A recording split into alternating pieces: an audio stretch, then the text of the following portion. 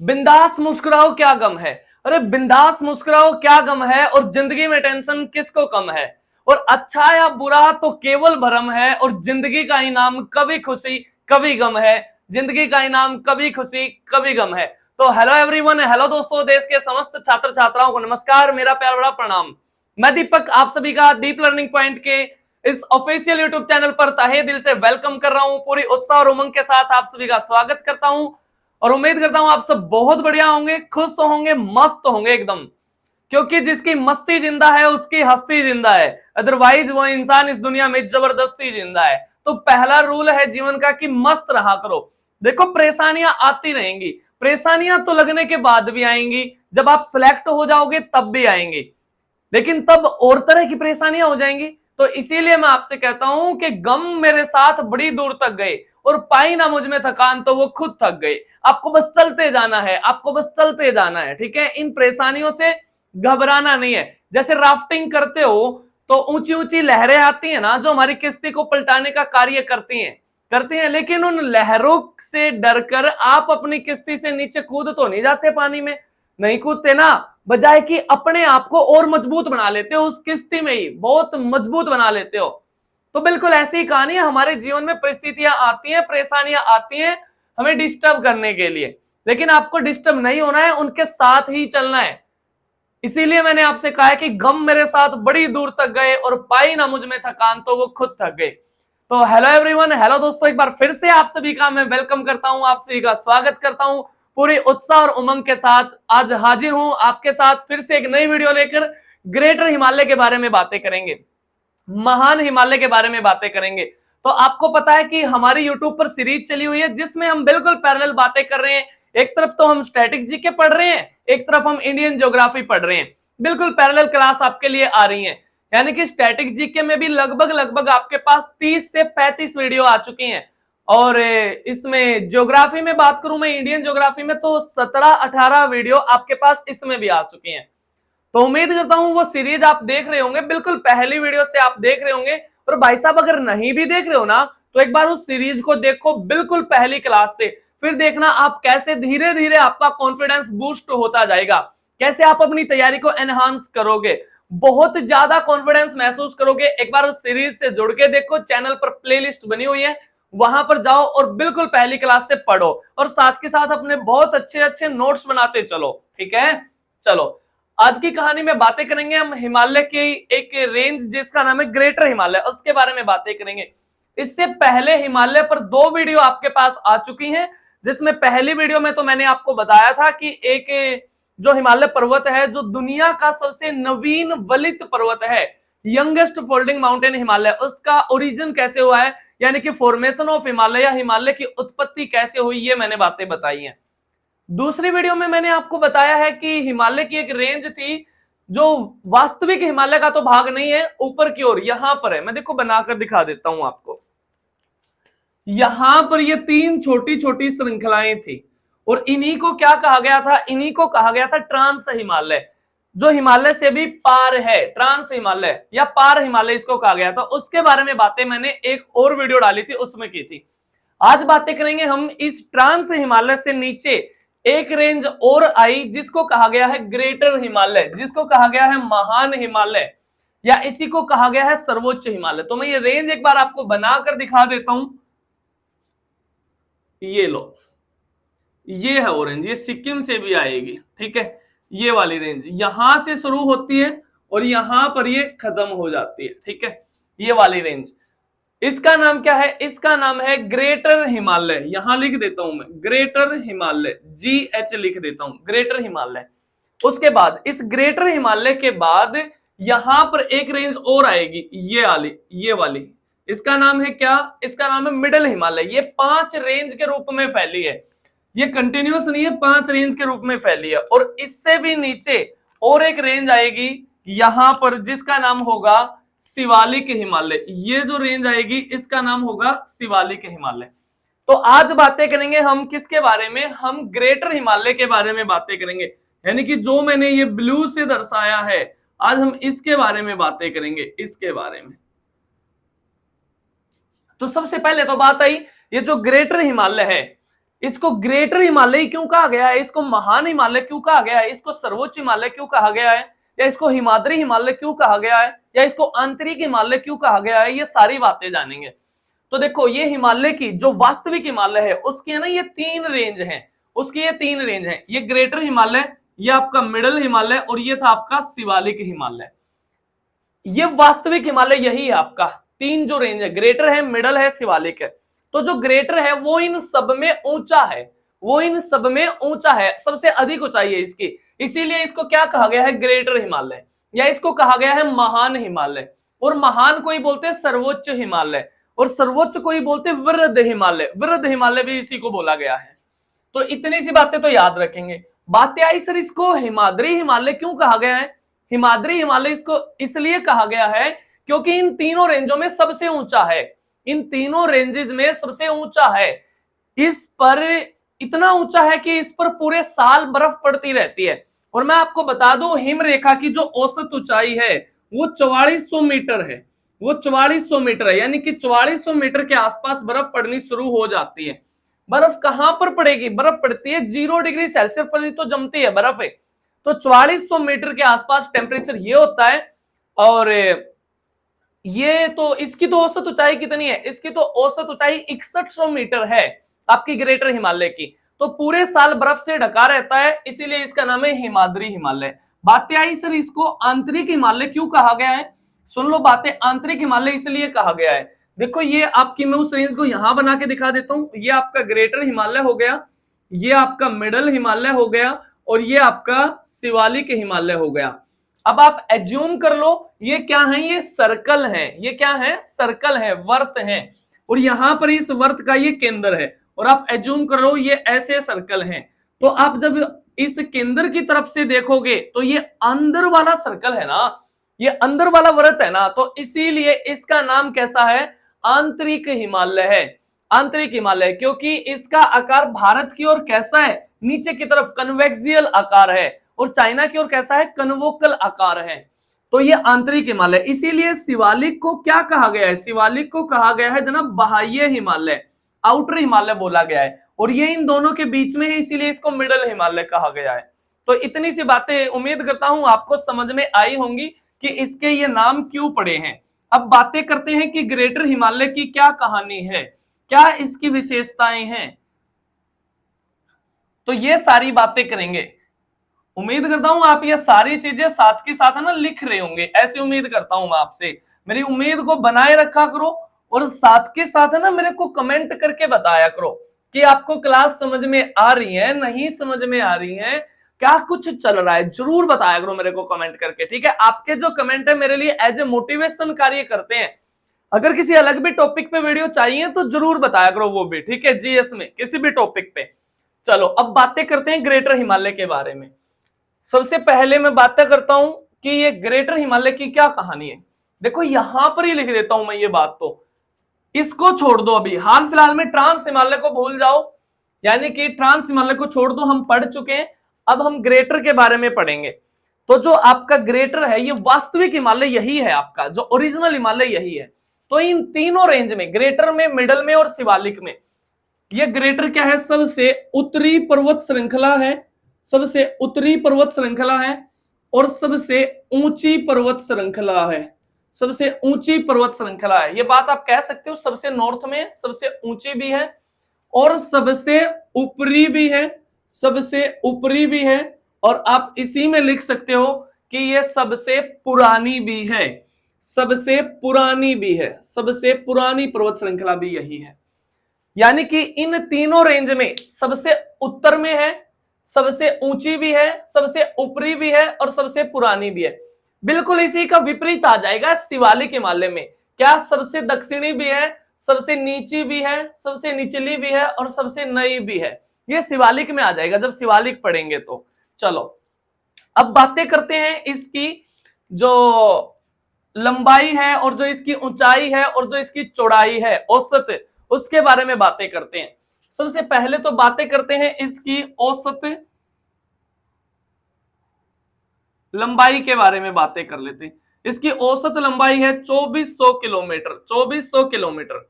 इसकी औसत चौड़ाई है औसत चौड़ाई है इसकी 25 से 30 किलोमीटर, 25 से 30 किलोमीटर इसकी औसत चौड़ाई है। और अगर इसके पूछ ले ऊंचाई, इसकी औसत ऊंचाई है ये इसकी औसत ऊंचाई है, वो है आपकी 6100 किलोमीटर। इतनी सी बातें याद रखेंगे, 6100 किलोमीटर इसकी क्या है, औसत ऊंचाई है। अगर पूछ ले इसका निर्माण किस काल में हुआ है, इसका निर्माण है ना इयोसीन काल में हुआ है, इसका निर्माण इयोसीन काल में हुआ है, इयोसीन काल में हुआ है। और ओलिगोसीन काल में भी, इयोसीन व ओलिगोसीन काल में इसका निर्माण हुआ है, ओलिगोसीन काल में इसका निर्माण हुआ है। इतनी सी बातें याद रखेंगे। अगर पूछ ले यहां पर चट्टानें कैसी पाई जाती हैं, आर्कियन क्रम की चट्टानें यहां पर पाई जाती हैं, चट्टानें पाई जाती हैं आर्कियन क्रम की, यहां पर चट्टानें पाई जाती हैं जिसमें ग्रेनाइट और सिस्ट ज्यादातर देखा जाता है ग्रेटर हिमालय में। इतनी सी बातें याद रखेंगे। अब कहानी आई ग्रेटर हिमालय पे क्या बसावट पाई जाती है, क्या यहां पर ह्यूमन हैबिटेट पॉसिबल है, क्या मानव का निवास यहां पर पॉसिबल है, क्या यहां पर वनस्पति पाई जाती है, वेजिटेशन पाई जाती है। तो देखो जनाब, यहां के जो औसत ऊंचाई है वो 6100 किलोमीटर है। और मैंने आपको बताया कि बर्फ कहां से पड़नी शुरू हो जाती है, 4400 मीटर से बर्फ पड़नी शुरू हो जाती है। तो इस पर तो बर्फ पड़ती रहती है, पूरे साल ये बर्फ से ढका रहता है, हिमाच्छादित रहता है, इसीलिए इसका नाम क्या है, हिमाद्री हिमालय इसको बोलते हैं। तो यहां पर ना तो मनुष्य का निवास पॉसिबल है, ना यहां पर वेजिटेशन है, वनस्पति भी बहुत कम पाई जाती है। क्यों? क्योंकि बर्फ से उसको न्यूट्रिशन तो नहीं मिलेगा ना, न्यूट्रिशन तो कहां से मिलेगा पेड़ पौधों को, मृदा से ही मिलेगा, बर्फ से तो नहीं मिलने वाला। तो यहां पर फिर क्या पाया जाता है, तो ग्रेटर हिमालय पर दुनिया की सबसे ऊंची चोटियां पाई जाती हैं, highest peak of the world कहां पे, ग्रेटर हिमालय पे ही पाई जाती हैं। तो उनके बारे में बातें करेंगे। सबसे पहले तो बात करते हैं कि इसके विस्तार के बारे में, इसके विस्तार के बारे में बातें कर लेते हैं। मैं एक बार इसको इरेज कर देता हूं, सिर्फ नीचे वाले पॉइंट को इरेज कर देता हूं मैं, ऊपर वाला ऐसे ही लिखा रहेगा।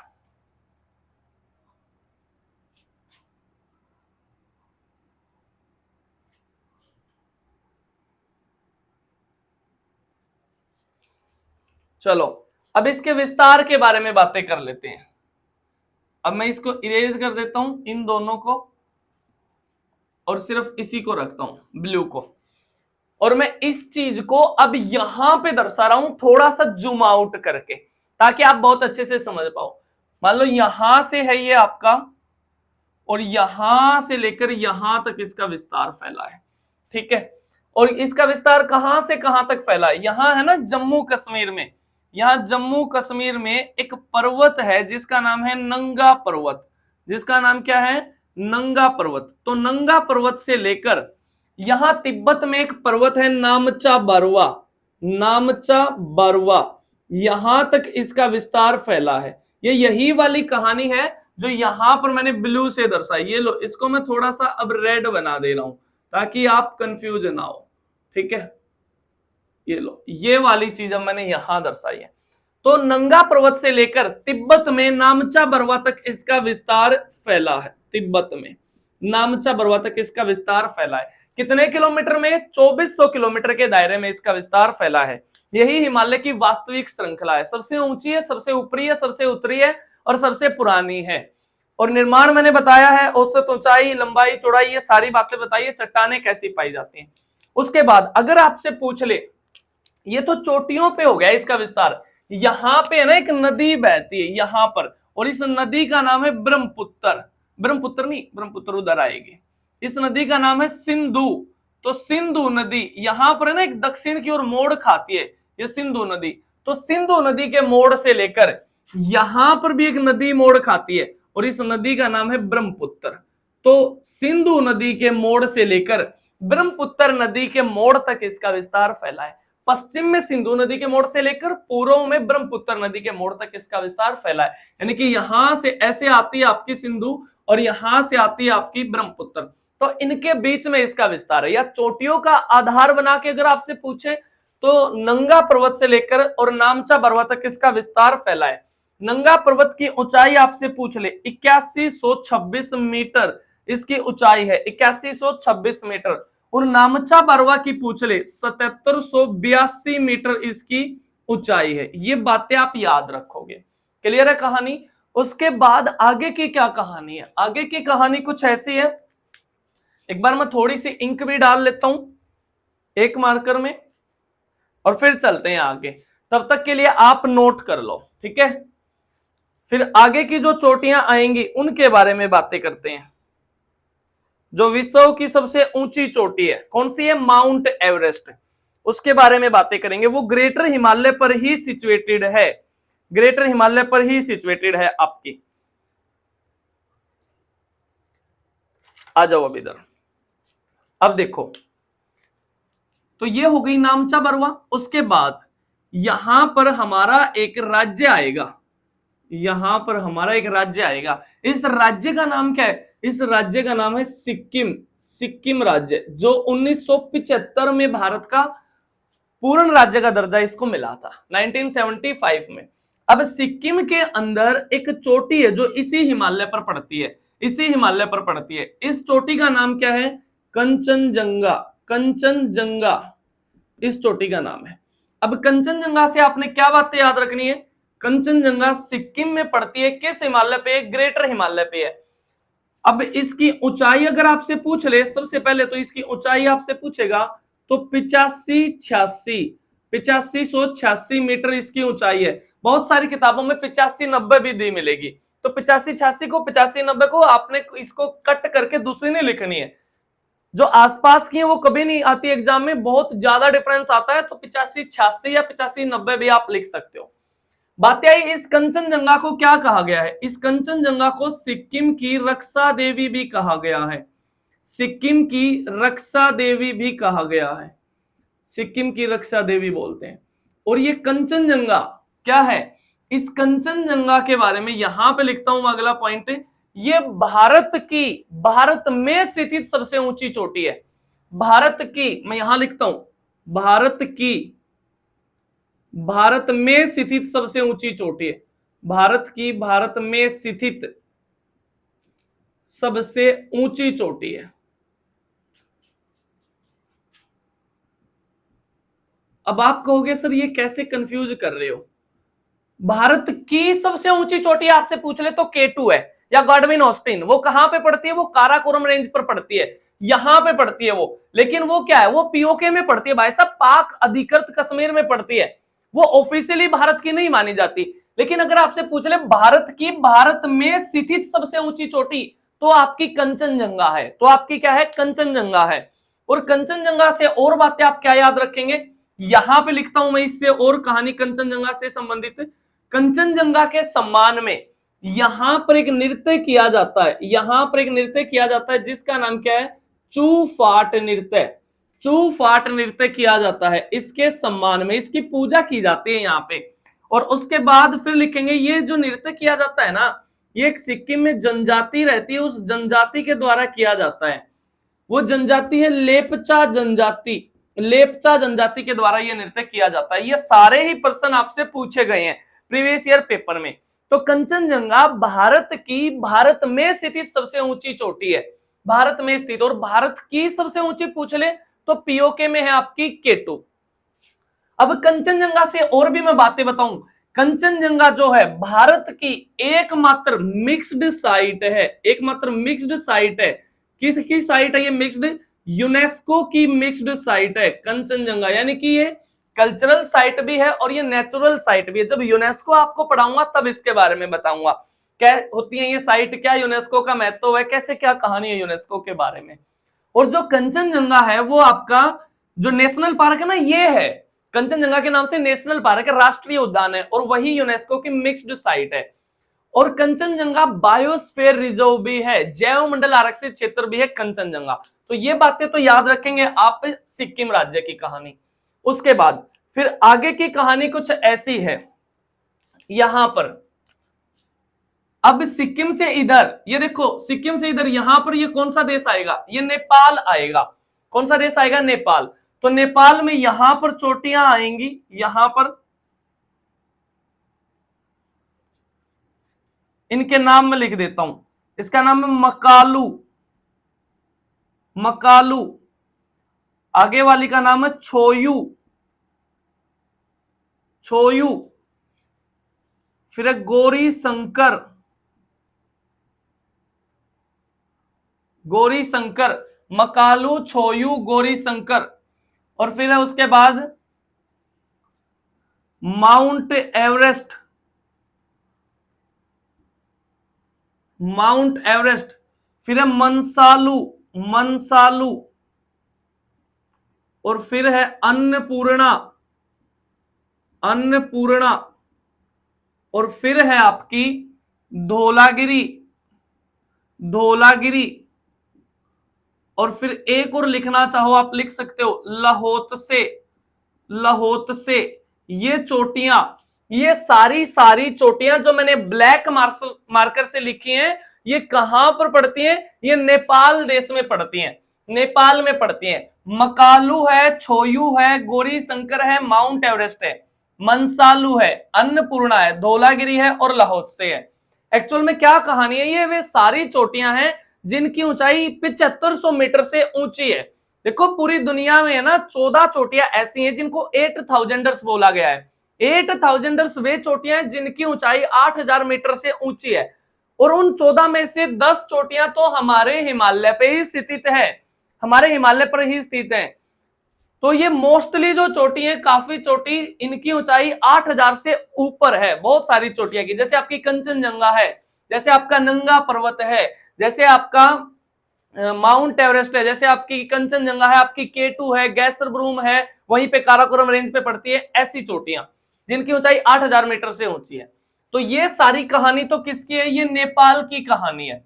अब यहां पर आपने बातें जो याद रखनी है वो किससे याद रखनी है? माउंट एवरेस्ट से बातें याद रखनी है। देखो माउंट एवरेस्ट को, पहली बात तो बात आई, माउंट एवरेस्ट नाम किसके नाम पे पड़ा है? माउंट एवरेस्ट नाम इसका किसके नाम पर पड़ा है? तो भारत के एक महापर्यवेक्षक जनरल रहे हैं, भारत के एक महापर्यवेक्षक जनरल रहे हैं sir George Everest, sir George Everest. उसके नाम पर इनका नाम पड़ा है। अब पर्वत था तो नाम रख दिया क्या? Mount Everest.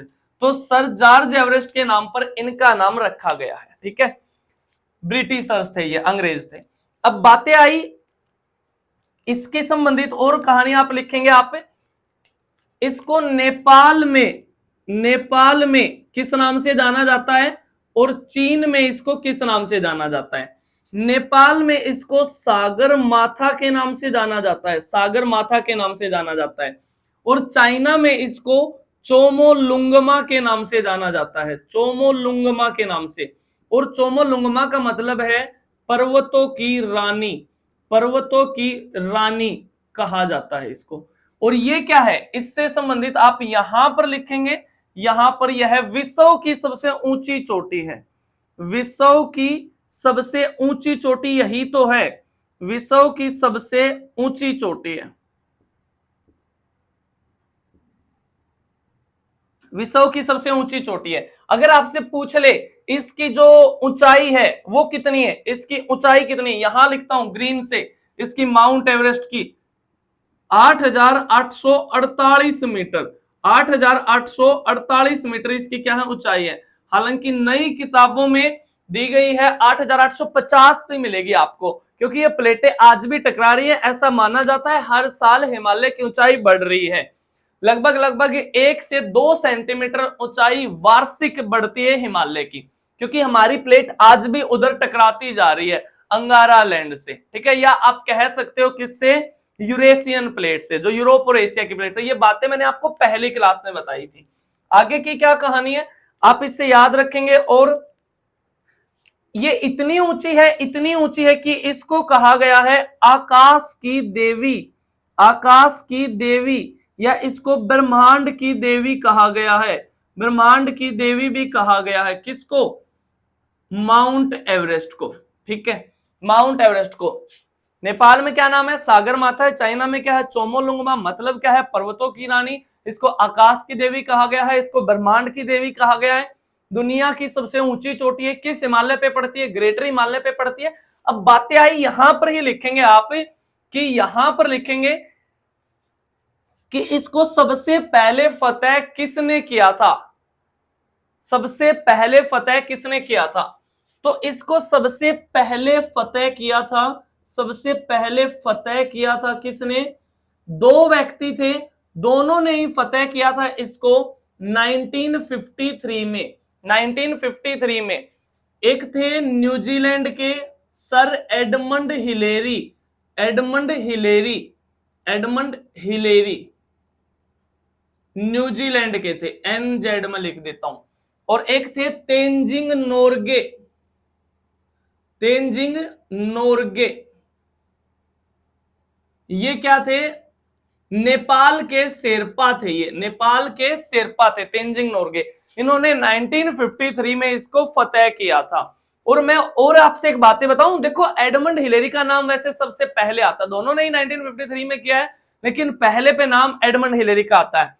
तो जब एडमंड हिलेरी जी ने इस चोटी को फतेह किया और जब वापस आए तो इंटरव्यू में इनसे पूछा गया कि आपने इस दुनिया की सबसे ऊंची चोटी को कैसे फतेह कर लिया है, जो विश्व की सबसे ऊंची चोटी है, कैसे फतेह कर लिया है? तो एडमंड हिलेरी जी ने एक ही जवाब दिया है कि मैंने इस चोटी को फतेह नहीं किया, मैंने खुद को फतेह किया है, मैंने अपने आप को फतेह किया है, अपने आप को जीता है। इसीलिए मैं आपसे कहता हूं कि जो आपका कंपटीशन है ना, वो आपसे है और किसी से भी आपका कंपटीशन नहीं है। सामने वाला क्या कर रहा है, क्या पढ़ाई कर रहा है, कोई मतलब नहीं होना चाहिए आपको। आपको सिर्फ अपना लेवल चेक करना है कि मैं कहां पर खड़ा हूं। आपको अपना जीवन बेहतर बनाना है, स्वयं से आगे निकलना है। स्वयं को जिसने पा लिया ना, उसने पूरा जग हथिया लिया है। तो खुद के नए रिकॉर्ड बनाने हैं, खुद के पुराने रिकॉर्ड तोड़ने हैं, खुद को आगे लेके जाना है, खुद को खुद से ही पीछे छोड़ना है। तो इसीलिए एडमंड हिलेरी जी ने कहा है कि मैंने चोटी को फतेह नहीं किया, मैंने तो अपने आप को फतेह किया है। तो मैं भी आपसे यही बात कहता हूं कि हमेशा स्वयं पर कार्य करो, जीवन भी तो स्वयं का है भाई साहब, तो खुद पे कार्य करो। तो ये बातें याद रखेंगे एडमंड हिलेरी जी से। और फिर आप इसमें अगली बातें याद रखेंगे कि भारत से सबसे पहली बार फतेह किसने किया है? भारत से तो 1984 में भारत से गई हैं, 1984 में भारत से गई है बछेंद्री पाल, बछेंद्री पाल। इतनी सी बातें याद रखेंगे और कमेंट करके क्वेश्चन बताएंगे। क्वेश्चन मैं आपका यहां पर लिख रहा हूं, आप जरूर बताएंगे ये क्वेश्चन। 1984 से संबंधित एक ऑपरेशन चलाया गया था, जो बातें मैंने आपको बताई थी ट्रांस हिमालय से। तो अगर वो वीडियो आपने देखी होगी ट्रांस हिमालय वाली, तो आप जरूर बताएंगे 1984 में हमने या भारत ने कौन सा ऑपरेशन चलाया था, ये जरूर बताना मेरे को कमेंट करके। तो ये तो कहानी हो गई कहां की? ये कहानी हो गई आपकी नेपाल तक की। अब आगे की क्या कहानी है? आगे की कहानी कुछ ऐसी है, ये यहां पर है नेपाल देश, ये वाला ये खत्म हो जाएगा। आगे है ना राज्य आएगा एक उत्तराखंड, राज्य आएगा उत्तराखंड। वैसे तो यहां लिखनी थी बातें, लेकिन यहां पर अब स्पेस बचा नहीं है, तो उत्तराखंड जो राज्य है यहां पर, ये जो उत्तराखंड राज्य है, इसमें भी कुछ चोटियां हैं। वो चोटियां मैं यहां पर लिख देता हूं, ये चोटियां यहां पर लिख देता हूं।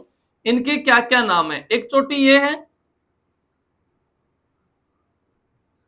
ये चोटियां हैं और इनके नाम है, आप इसमें लिखोगे सबसे पहले, सबसे इंपॉर्टेंट तो है नंदा देवी। एक सेकंड में मार्कर चेंज कर लेता हूं।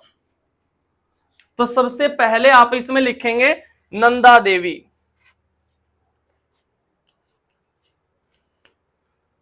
यहां पर। और नंदा देवी से भी पहले क्रम में लिख लो, यहां पर एक चोटी आएगी त्रिशूल, त्रिशूल। और फिर ये चोटी आएगी, इसका नाम है नंदा देवी, नंदा देवी। और फिर ये चोटी आएगी, इसका नाम है दूनागिरी, दूनागिरी। त्रिशूल है, नंदा देवी है, दूनागिरी है। और फिर चोटी आएगी कामेत, कामेत। और फिर उसके बाद ये बातें आप लिख लेना, जो मैं इरेज कर रहा हूं आपने लिख ली होंगी कि भारत में स्थित ऊंची चोटी है, सबसे ऊंची चोटी है। ठीक है, ये सबसे मैं यहां पर लिख देता हूं। ठीक है, आप मैनेज कर लेना थोड़ा सा। ठीक है, तो त्रिशूल है, नंदा देवी है, दूनागिरी है, कामेत है। उसके बाद फिर यहां पर अगली चोटी आएगी नेपाल में ही ना, इसमें उत्तराखंड में ही चोटी आएगी आपकी बद्रीनाथ, बद्रीनाथ।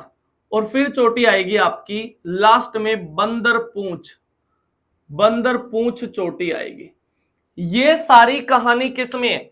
ये सारी कहानी है उत्तराखंड में। कहां की कहानी है? ये उत्तराखंड राज्य की कहानी है। और ये सारी कहानी किसकी है? ये सारी कहानी ये आपकी नेपाल की है, नेपाल देश में, ठीक है। और जो मैंने ये रेड से दर्शाई है, ये सारी किसकी कहानी है? ये सिक्किम राज्य की कहानी है, ये सिक्किम राज्य की कहानी है। तो ये बातें आपने याद रखनी है। नंदा देवी से बातें आप याद रखेंगे। जो नंदा देवी चोटी है ना, ये भारत की तीसरी ऊंची चोटी है। नंदा देवी से याद रखेंगे, भारत की तीसरी ऊंची चोटी है।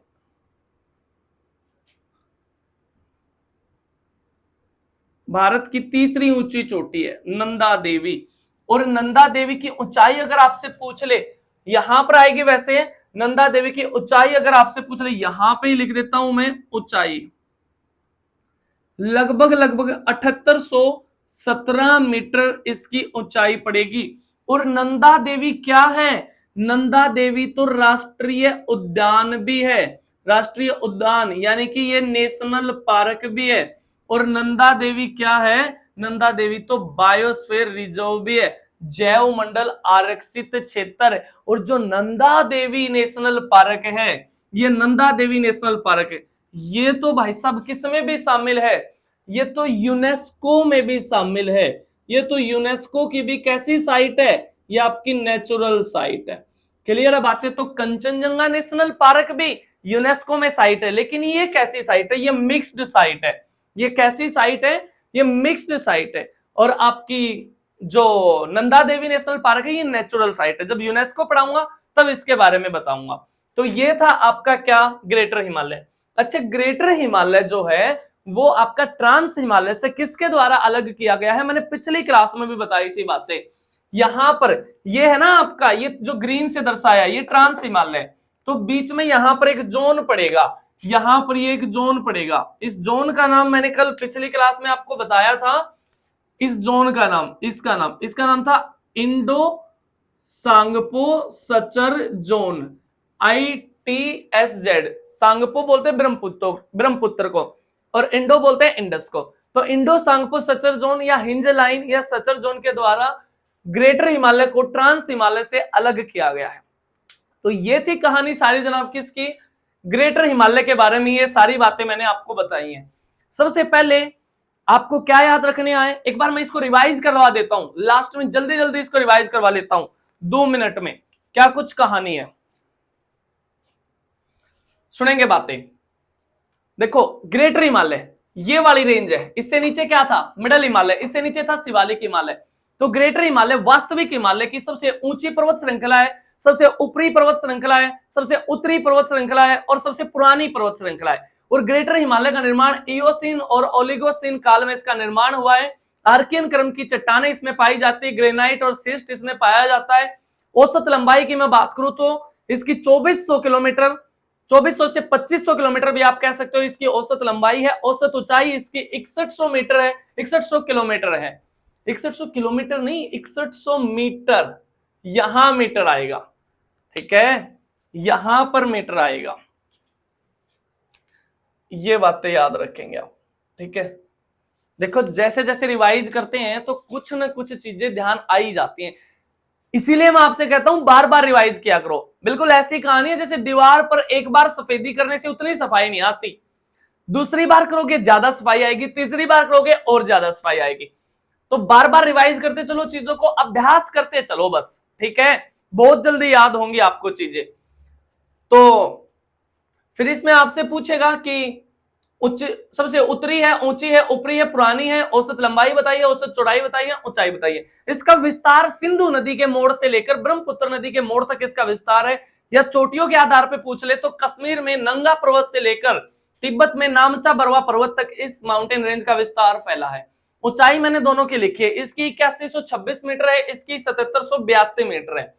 बातें आई आगे की कहानी क्या है, इधर चल रहे हम। ये चोटियों का ना आपसे क्रम भी पूछ सकता है, जैसे बहुत अच्छे पेपर में आता है कई बार कि जैसे ये चोटियां दे देगा और इनमें से इनको डिसऑर्डर में करके दे देगा और कहेगा इनको पूर्व से पश्चिम की ओर अरेंज करो। तो सबसे पहले मकालू है, फिर छोयू है, फिर गौरी शंकर है, फिर माउंट एवरेस्ट है, फिर मनसालू है, अन्नपूर्णा है। तो ये वाला जो क्रम होगा वो ठीक होगा। सेम कहानी आपकी इससे भी पूछ सकता है, उत्तराखंड से। उत्तराखंड में भी ये क्रम बिल्कुल एज इट इज है, पूर्व से पश्चिम की तरफ, पूर्व से पश्चिम की तरफ। तो ये चोटियां यहां पर ये वाली, ठीक है। अब बातें आई सिक्किम में, क्या कहानी है। सिक्किम में कंचनजंगा चोटी पड़ती है। कंचनजंगा चोटी भारत की, भारत में स्थित सबसे ऊंची चोटी है, या हिमालय पर स्थित भारत की सबसे ऊंची चोटी है, ऐसे भी लिख सकते हो, हिमालय पर स्थित है। आप कहोगे सर हिमालय पर स्थित तो पहले भी थी, जो K2 थी, लेकिन नहीं, वो क्या है, ट्रांस हिमालय पे थी। और ट्रांस हिमालय हिमालय का भाग नहीं माना गया, वास्तविक हिमालय का, वो अंगारा लैंड का भाग माना गया है। वो क्या है, हिमालय से भी प्राचीन है। तो हिमालय पर स्थित पूछ ले या हिमालय पर स्थित भारत में पूछ ले, सबसे ऊंची चोटी भारत की कंचनजंगा है। ऊंचाई कितनी बताइए, 8586 मीटर इसकी ऊंचाई बताइए। सिक्किम की रक्षा देवी कहा गया है। इसके सम्मान में चू फाट नृत्य किया जाता है। कौन सी जनजाति करती है, लेप्चा जनजाति करती है। और कंचनजंगा नेशनल पार्क भारत की एकमात्र मिक्स्ड साइट है यूनेस्को की। और कंचनजंगा आपका बायोस्फीयर रिजर्व भी है। ये सारी बातें याद रखेंगे। आगे की कहानी, नेपाल देश शुरू हो जाता है। और नेपाल में जो चोटियां आई, मकालू है, छोयू है, गौरी शंकर है, माउंट एवरेस्ट है, मनसालू है, अन्नपूर्णा है, धौलागिरी है और लाहौत्से है। ये सारी चोटियां कहां पे आई, नेपाल में आई। लेकिन सबसे ऊंची चोटी विश्व की कौन सी है, माउंट एवरेस्ट। नाम किसके नाम पे पड़ा है, सर जॉर्ज एवरेस्ट के नाम पर इसका नाम पड़ा है। जो भारत के महापर्यवेक्षक जनरल रहे हैं उनके नाम पर इसका नाम पड़ा है। नेपाल में इसको सागर माता के नाम से जानते हैं। चाइना में इसको चोमोलुंगमा के नाम से जानते हैं। और चोमोलुंगमा का मतलब क्या है, पर्वतों की रानी। इसको क्या कहा गया है, इसको आकाश की देवी या ब्रह्मांड की देवी भी कहा गया है। आकाश की देवी या ब्रह्मांड की देवी भी इसको कहा गया है। साथ में आप इसमें बातें याद रखेंगे, इसको पहले फतेह किसने किया, सबसे पहले फतेह न्यूजीलैंड के थे सर एडमंड हिलेरी ने इसको पहली बार फतेह किया। और साथ में तेंजिंग नोर्गे नेपाल के एक शेरपा थे, ये भी साथ में थे। भारत से गए हैं पहले सबसे बछेंद्री पाल, पहली भारतीय महिला 1984 में गई हैं। और याद रखना ये क्वेश्चन जो मैंने यहां पर आपको पूछा था कि 1984 में हमने कौन सा ऑपरेशन चलाया, किसको जीतने के लिए चलाया और वो जगह कहां पर पड़ती है, ये क्वेश्चन आपने बताना है। पिछली वीडियो में ये बातें मैंने आपको बताई थी। आगे की कहानी क्या है, उत्तराखंड में कुछ इसकी चोटियां आई, वे मैंने इधर लिख दी है ब्लू मार्कर से, जिसमें सबसे पहले त्रिशूल है, फिर नंदा देवी है, फिर दूनागिरी है, कामेत है, बद्रीनाथ है और बंदरपूछ है। ये चोटियां आई आपके उत्तराखंड में। और नंदा देवी याद रखना है आपने, नंदा देवी भारत की तीसरी ऊंची चोटी है, लेकिन भारत में स्थित पूछ ले हिमालय पर तो दूसरी है, क्योंकि भारत में हिमालय पर स्थित पहली कंचनजंगा हो जाएगी। क्लियर है ना कहानी। तो वैसे तो भारत की तीसरी है, लेकिन भारत में स्थित हिमालय पर दूसरी है। उसके बाद ऊंचाई 7817 मीटर है। और नंदा देवी राष्ट्रीय उद्यान भी है, नेशनल पार्क भी है। और नंदा देवी और फूलों की घाटी, ये दो नेशनल पार्क आपके यूनेस्को में भी शामिल है, ये नेचुरल साइट है। और नंदा देवी आपका बायोस्फीयर रिजर्व भी है। इतनी सी कहानी मैंने आपको बताई है। और अगर आपसे पूछ ले कि ग्रेटर हिमालय में ग्लेशियर भी पाए जाते हैं ना, क्योंकि ये तो पूरे साल बर्फ से ढका ही रहता है, तो यहां पर इसमें ग्रेटर हिमालय पर मुख्यतः 4 ग्लेशियर पाए जाते हैं। वैसे तो बहुत सारे हैं, लेकिन ये 4 ग्लेशियर पाए जाते हैं। मैं वैसे बता देता हूं आपको, लिखने की यहां जगह नहीं है। एक ग्लेशियर पाया जाता है गंगोत्री ग्लेशियर, जहां से गंगा नदी का उद्गम होता है। एक ग्लेशियर है यमुनोत्री ग्लेशियर, जहां से यमुना नदी का उद्गम होता है। और यमुना नदी इस बंदरपूंछ चोटी से ही तो आती है, बंदरपूंछ चोटी से ही आती है यमुना नदी। और एक ग्लेशियर है मिलाप ग्लेशियर, मिलाप ग्लेशियर जहां से शारदा नदी ओरिजिनेट होती है, शारदा नदी। और एक ग्लेशियर यहां पाया जाता है सिक्किम में। और सिक्किम में यहां जो ग्लेशियर है इसका नाम है जेमू ग्लेशियर, जेमू ग्लेशियर। और यहां से नदी आती है तीस्ता। यहां से कौन सी नदी आती है, तीस्ता। तीस्ता आज के दिन किसकी सहायक है, ब्रह्मपुत्र की सहायक है तीस्ता नदी।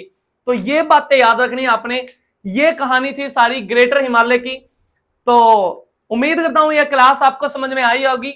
अपने फीडबैक जरूर बताना मेरे को, क्लास समझ में आई है नहीं आई है, क्या कुछ कहानी है, सारी बातें जरूर बताना।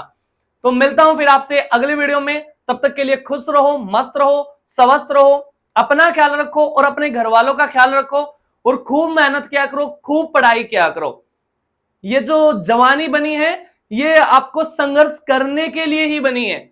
और अगर मैं आपको बताऊं, जो मिडिल क्लास के जो लोग होते हैं वो पैदा ही राजा बनने के लिए होते हैं। डिपेंड नहीं करता आपके पास संसाधन है या नहीं है, लेकिन आपके अंदर प्रतिभा है तो आप आगे जाओगे ही जाओगे। जैसे कमल के चारों ओर कीचड़ है ना, लेकिन उसे खिलना है तो खिलना ही है, डिपेंड नहीं करता उसके आसपास कैसा माहौल है। तो आप पर भी ऐसा ये प्रभाव नहीं आना चाहिए। आपके अंदर बस एक क्यूरियोसिटी होनी चाहिए, एक जिज्ञासा होनी चाहिए कि हाँ मैंने कुछ करना है। हर परिवार के अंदर एक बच्चा ऐसा होता है जो उस परिवार की गरीबी रेखा को पार कर जाता है और पूरे परिवार की स्थिति को बदल देता है। तो आप वही हो, आपसे ही बातें कर रहा हूं मैं। सुन रहा है ना तू? हाँ सुन रहा है ना तू? पढ़ा रहा हूं मैं। क्लियर है कहानी? तो आज की बातें यहीं तक रखते हैं, बाकी बातें कल करेंगे, सेम टाइम सेम जगह। तब तक के लिए खुश रहो, मस्त रहो, स्वस्थ रहो, अपना ख्याल रखो, अपने घर वालों का ख्याल रखो। जय हिंद, जय भारत, वंदे मातरम।